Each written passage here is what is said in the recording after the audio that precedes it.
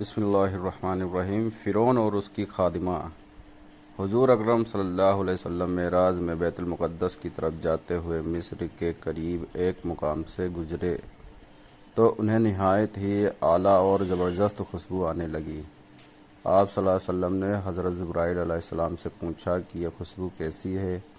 جواب ملا کہ فرعون کی بیٹی کی باندھی مساطا اور اس کی اولاد کی قبر سے آ رہی ہے۔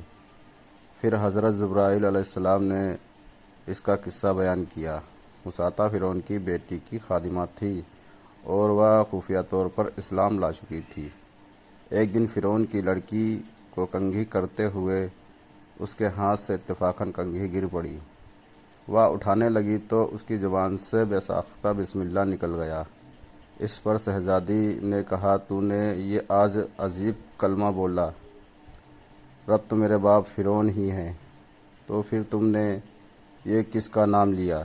اس نے جواب دیا، فرعون رب نہیں بلکہ رب وہ اللہ ہے جو مجھے اور تجھے اور خود فرعون کو روزی دیتا ہے۔ شہزادی نے کہا، اچھا تو میرے باپ کے سوا کسی اور کو اپنا رب مانتی ہے؟ اس نے جواب دیا، ہاں، میرا، تیرا اور تیرے باپ سب کا رب اللہ تعالیٰ ہے۔ شہزادی نے اپنے باپ کو کہلوایا۔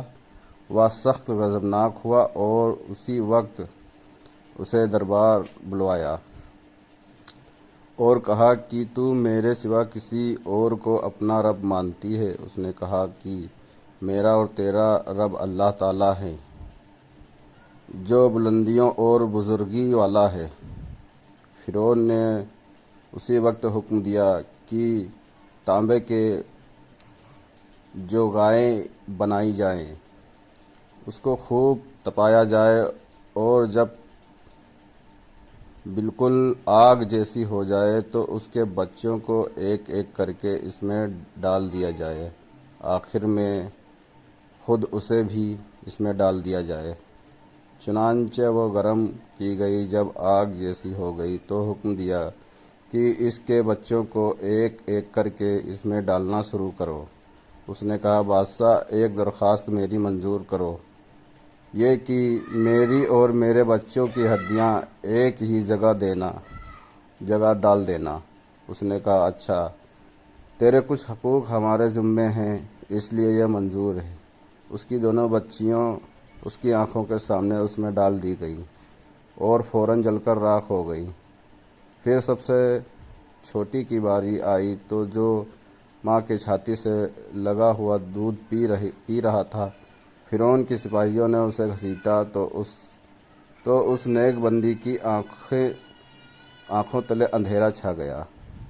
اللہ تعالیٰ نے اس بچے کو اس وقت زبان دے دی اور اس نے بآواز بلند کہا، اماں جان افسوس نہ کر، اماں جان ذرا بھی پس واپس نہ کر، حق پر جان دینا ہی سب سے بڑی نیکی ہے۔ چنانچہ نہیں صبر آ گیا، اس بچے کو بھی آگ میں ڈال دیا گیا اور آخر میں ان کی ماں کو بھی اس آگ میں جلا کر مار دیا۔